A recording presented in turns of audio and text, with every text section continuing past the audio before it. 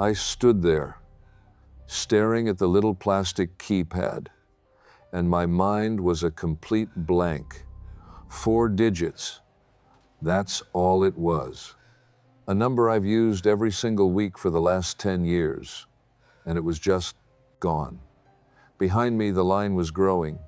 I could hear the heavy, impatient sighs, the tapping of feet on the linoleum floor. I felt the heat rising in my neck, that prickly sweat of pure humiliation. But it was the cashier's eyes that truly broke me. She didn't look angry. She looked at me with this soul-crushing pity. She spoke slowly, like she was talking to a confused toddler. "It's okay, sweetie. Do you have someone we can call?" That look. It hurts more than any insult.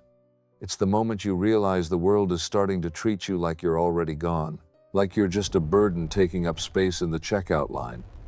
For months, my head had felt like it was wrapped in thick, gray wool. They call it brain fog, but that's too light a term. It feels more like losing your dignity, piece by piece. You start wondering if those senior moments are actually the beginning of the end.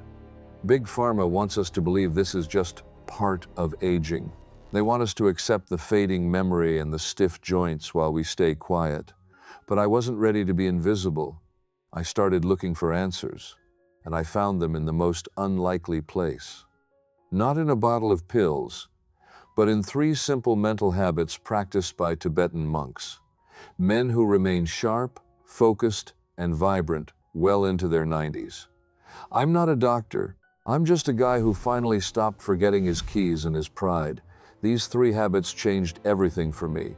The fog didn't just lift, it evaporated. If you've felt that sting of pity lately, you need to hear this. I couldn't let that moment at the grocery store be the end of my story. I knew if I stayed on the path I was on, relying on brain games on my phone, and the half-hearted advice of doctors who told me to just get more sleep, I was headed straight for a nursing home. I could see the future, and it looked like a locked ward and a name tag pinned to my chest so I wouldn't forget who I was. So, I did something desperate. I took the last of my savings and I traveled. I ended up in Ladakh. It's a place so high in the Himalayas that the air feels thin and sharp, like breathing in cold diamonds. My lungs burned, and my knees ached with every step up those stone paths. I felt every bit of my age. But then, I saw him. They call him the eagle-eyed elder. His name is Tenzin, and he is 92 years old. When I first saw him, he wasn't sitting in some trance. He was hunched over an ancient, crumbling manuscript in a room lit only by a single butter lamp.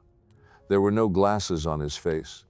His eyes moved across the page with the speed of a teenager reading a comic book. He was reciting the text aloud.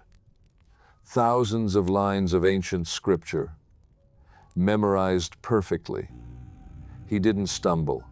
He didn't pause to find the word. It was like a river of pure clarity flowing out of him. I stood in the doorway, breathless, watching this man who was nearly a century old demonstrate a level of mental silver sharpness I hadn't possessed since my 20s. When he finally looked up, his gaze didn't wander. He didn't look cloudy. He looked right through me. "You have the heavy head," he said. His voice was like gravel and honey.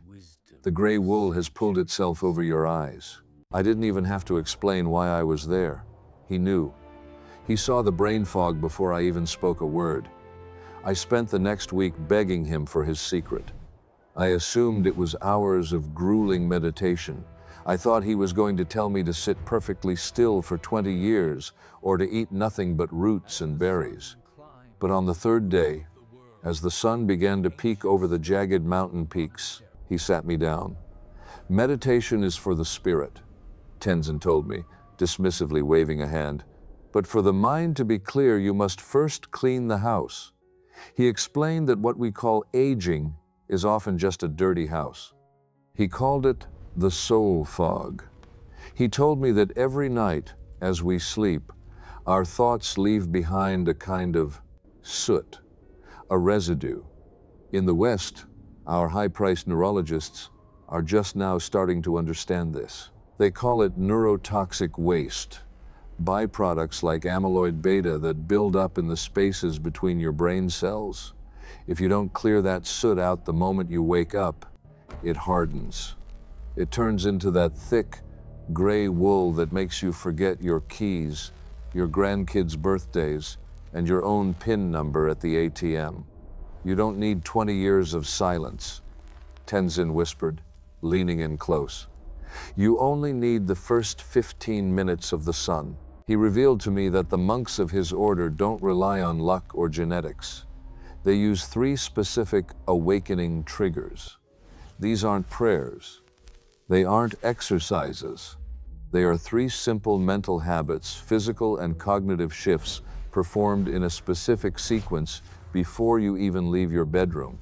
He called them the flush, the spark, and the shield. He promised me that these 3 triggers act like a high-pressure hose for the brain. They wash away the neurotoxic soot before it has a chance to set for the day. I'll be honest, I was skeptical. I'm a practical guy. I like facts. I like things I can see and touch. This sounded too simple to be the answer to the terrifying blankness I felt at the checkout line. But then, Tenzin challenged me to try the first trigger right there in the cold morning air of the monastery. Do this, he said, and watch the wool vanish. What happened next? I can only describe as a light bulb being smashed open in a dark room. But before I tell you exactly what those 3 triggers are and how you can start using them tomorrow morning without buying a single supplement or traveling to the Himalayas, you need to understand why your brain is currently trapped in a biological cage that is starving your neurons of the very thing they need to stay young. Because once you see how the soot is being trapped in your head, you'll realize why your senior moments have nothing to do with your age, and everything to do with a simple mistake you're making before you even get out of bed. Tenzin led me to a corner of the monastery where a single, ancient mirror hung on a stone wall.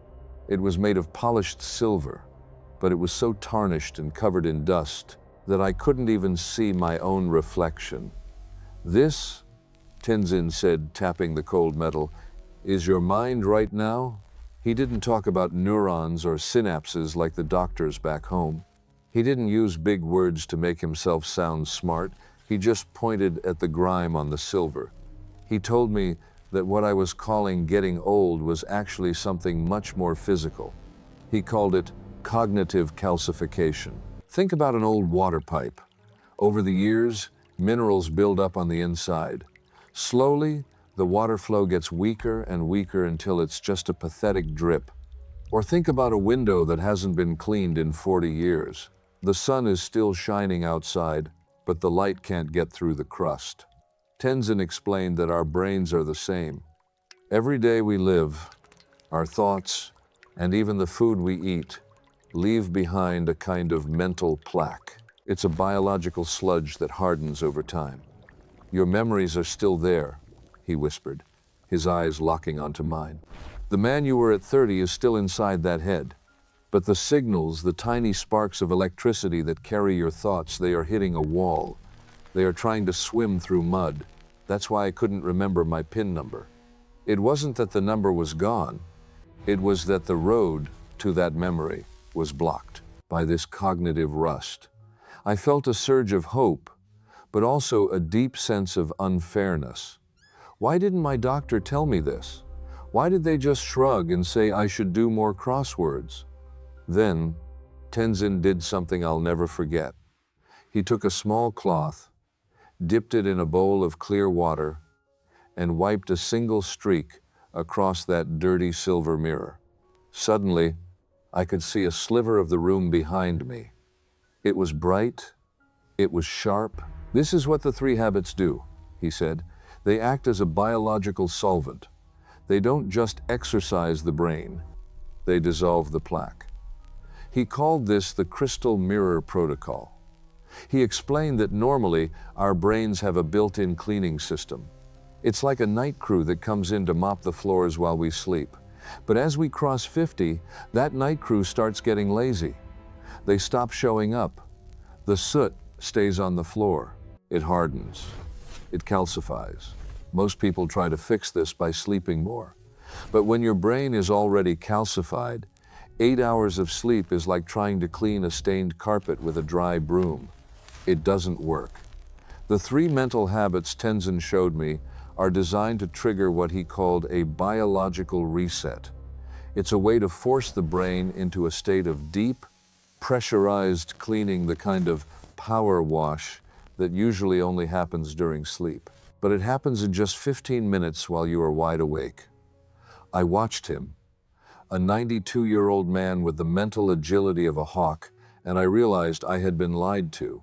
We've been told that the fog is a life sentence. We've been told that we have to accept the slow fade. But as Tenzin showed me how these 3 habits work together, I realized the wool over my eyes wasn't permanent. It was just a layer of dirt I didn't know how to wash away. I felt a strange tingling in the back of my neck just listening to him, a warmth I hadn't felt in years. "Tomorrow morning," Tenzin said, "we begin the flush. We will turn the hose on the rust." I was ready. I was desperate to see myself in that mirror again. But there was one thing Tenzin warned me about, a trap that almost every person over 50 falls into, a mistake so common that it actually makes the calcification happen twice as fast. If you don't avoid this one mental leak, the 3 habits won't work. In fact, you might be doing it right now, thinking you're helping your brain while you're actually pouring cement into your neurons. Tenzin looked at me with those piercing eyes, and for a second, I felt like he could see every forgotten name and misplaced key rattling around in my head. "You are trying to fix the old pipes," he said, shaking his head. "But the pipes are old. They are brittle. If you push too hard, they break." That hit me hard. I'd been trying to fix my memory for years. I took the fish oil. I did the crossword puzzles until my eyes hurt. I tried to force my brain to work like it used to, but it felt like trying to start a car with a rusted engine in a blizzard. Tenzin explained that the soot and rust, what we call calcification, isn't just a hurdle. For most people over 50, it's a dead end. The electrical signals in our brains are trying to travel down roads that are completely washed out. "So, we do not use the old roads?" Tenzin whispered. "We build a bridge." He called it the neural bypass. He showed me that the human brain has a hidden backup circuit. It's a secondary network of pathways that stays dormant, like an empty highway, just waiting for someone to turn the lights on. While the main roads in our brain get clogged with the sludge of aging, this backup circuit remains pristine, untouched. The monks don't spend their lives fighting the clogged pipes. They simply ignore them. They've learned how to bypass the aging parts of the brain entirely. Tenzin sat me down and taught me a simple 7-minute habit. It wasn't meditation. It wasn't thinking about nothing. It was a specific sequence of mental flashes, a way of directing my internal focus that felt like a series of tiny, painless electrical pops behind my eyes. "This forces the spark to jump," Tenzin said. "It tells the brain, the old road is closed. Build the new one now." The first time I did it, I felt a strange, cool sensation at the base of my skull. It wasn't a headache. It was the opposite. It was a sudden, sharp lightness, like a window being cracked open in a stuffy, overheated room. I did it for 7 minutes that morning. By the time I walked back down the mountain to the small hut where I was staying, something was different. I wasn't looking at my feet, worried about tripping. I was looking at the jagged peaks of the mountains. I could see the individual cracks in the rocks. I could hear the distant bell of a goat a mile away. The gray wool was gone. I reached into my pocket and pulled out my phone. I looked at the keypad. For months, I'd had to keep my PIN written on a scrap of paper in my wallet. I didn't reach for the paper. The 4 digits didn't just come back to me. They were just there, waiting, sharp and clear, as if they were carved in stone. I felt a lump in my throat. I wasn't just remembering a number. I was getting my dignity back. I was realizing that I wasn't broken. I wasn't fading. I just didn't have the map to the backup circuit. I stayed with Tenzin for another 2 weeks. Every day, the 7-minute habit made the connection stronger. It was like my brain was building a brand new fiber optic highway right over the top of the old, rusted out dirt roads. My senior moments vanished. The afternoon fatigue that used to leave me slumped on the couch, gone. I felt a level of mental silver sharpness I hadn't felt since my wedding day. When it was time to leave, Tenzin took my hands in his. "The world will tell you that you are a fading candle," he said. "They want you to believe the light must go out, but the light is always there. You just have to give it a new path." I flew home a different man. My wife noticed it the moment I walked through the door. She said the cloudy look in my eyes was gone. I was present. I was quick. I was me again. I knew I couldn't keep this a secret. I thought about all the people sitting at their kitchen tables, staring at a bottle of pills, wondering why they can't remember why they walked into the room. I thought about that cashier's look of pity. Nobody deserves to feel like a stranger in their own head. That's why I spent the last 6 months working to translate what Tenzin taught me into something anyone can use. I've stripped away the mystery in the mountain travel and turned the neural bypass into a simple, step-by-step protocol. The 7-minute habit is just the start. It's the key that turns the engine over. But if you really want to clear the rust for good and protect your mind from the biological cage of aging, you need to see the rest of the map. But here is the hard truth.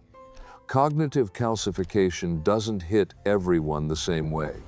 Depending on your age, your stress levels, and how long you've been feeling this mental fog, your brain is in a different stage of rust. What worked for me in 8 days might require a slightly different variation of the flush for you. You need to know exactly where you stand before you try to fix it. That is why I created a free 60-second cognitive calcification assessment. It's a short, completely private test. Click the link in the description below right now to take this quick evaluation. In less than a minute, you will discover your exact risk stage. And immediately after your results, I will show you the exact step-by-step crystal brain protocol tailored for your specific situation. Don't let the fog steal your memories and your independence. Click the link below, take the free assessment, and let's get your sharp mind back today.